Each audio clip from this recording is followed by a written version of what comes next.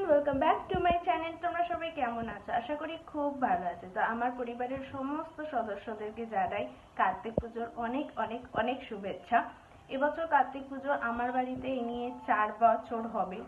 ইচ্ছে ছিল এবছরই উদযাপনের, কিন্তু যেহেতু ফ্রাইডে পড়েছে উইকের মাঝে, যা হয় সময় পসিবল না। উইকের মাঝখানে কিছু হলে এখন তো আমার কাছে মনে হয় কোনো বাড়িতে কোনো পুজো টুজো যদি শনি রবিবার পড়ে তাহলে খুব ভালো হয়। তো এই জন্য আমি একটা ছোট্ট একদম কার্তিক এনেই, আর আমার আরো দুটো কার্তিক 2 বছরের আছে। তো সবাইকে একটু ভোগ প্রসাদ দিয়ে, অল্প করে জাস্ট একটু ভোগ প্রসাদ দিয়ে, ফল প্রসাদ দিয়ে একটু নিজের মতো করে পুজো করব।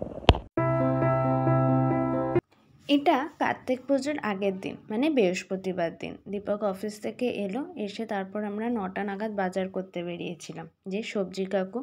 তো যেরকম বললাম ঠাকুরকে ভোগ দেবো, ওই জন্য সমস্ত ভোগের, তারপরে ফল, দশকর্মা ওইগুলো সব নিতে হবে।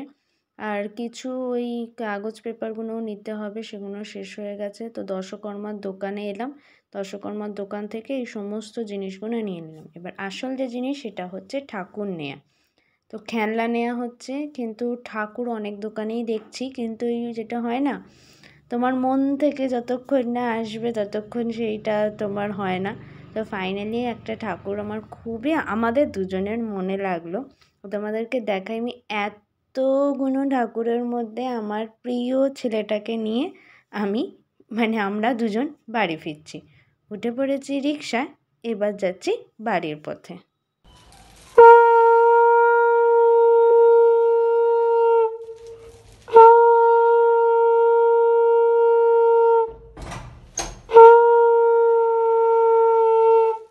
পরের দিন সকালবেলা দীপক তো অফিস চলে গেছে। আমি আমার সকালে ঠাকুরের নিত্য সেবা করে আর কার্তিক পুজোয় যা যা লাগবে সেগুলোকে সুন্দরভাবে জোগাড় করে রাখলাম। ডেকোরেশন কিচ্ছু হয়নি, দীপক অফিস থেকে আসুক, দুজনে মিলে একসঙ্গে তারপরে ডেকোরেশন করব। চলো এবার আস্তে আস্তে রান্নাঘরের দিকে এগোনো যাক। সমস্ত সবজিপাতি বার করে নিয়েছি, যে কী কী রান্না করব। আর ঠাকুরের বাসনটাও বার করে নিয়েছি। তোমরাও এতদিনে জেনে গেছো যে এইটা হচ্ছে আমার ঠাকুরের বাসন। তো সবার আগে আমি আলুর দমটা সেদ্ধ করতে দিয়ে দিয়েছি, আর সেদ্ধ করতে করতে এদিকে কাটাকুটিগুলো করে নিলাম। তো 5 রকম ভাজা করব, তো সেটা জোগাড় করে নিলাম। এই যে চুটকি মারলাম, আমার 5 রকম ভাজা, আলুর দম, আর করেছি সুজি, আর লুচিটা করব। অল্প করেই করছি একদম সমস্ত কিছু। আর এদিকে হচ্ছে চাটনি। চলো রান্না বান্না কমপ্লিট হয়ে গেল সব। আমিও তৈরি হয়ে গেলাম, দীপক গেল চানে। আমি ততক্ষণে পুজোর জিনিসগুলো গোছাই, সব গোছানোই আছে কিন্তু সুন্দরভাবে থালায় সাজাই গোছাই। ততক্ষণে ও এসে যাবে, দুজনে তারপর একসঙ্গে পুজো করবো। 3 ভাইকে সুন্দরভাবে সাজিয়ে দিয়েছি। এখন প্রায় ঘড়িতে বিকেল 5টা।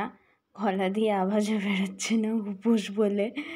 আলপনাও দেওয়া হয়ে গেছে, এবার দীপকও এসে গেছে। এবার একসঙ্গে পুজো করি।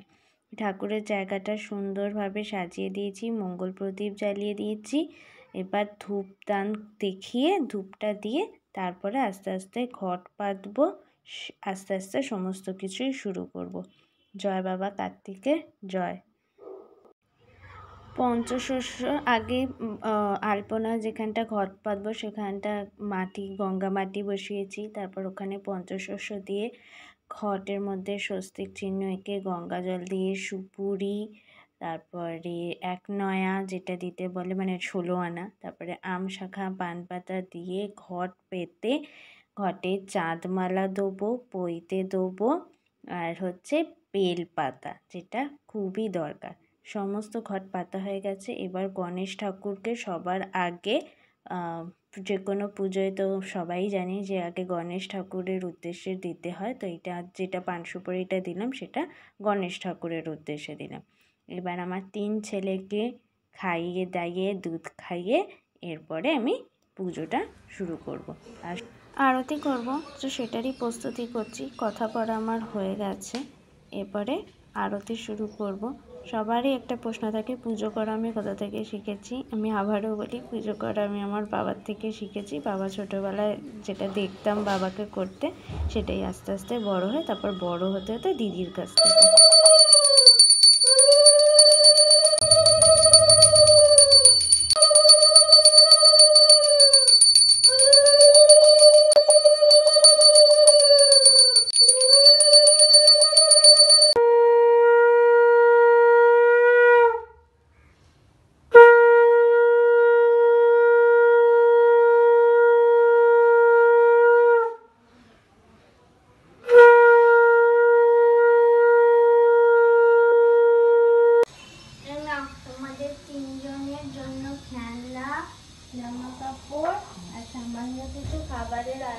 করেছি, তোমরা সবকিছু গ্রহণ করো।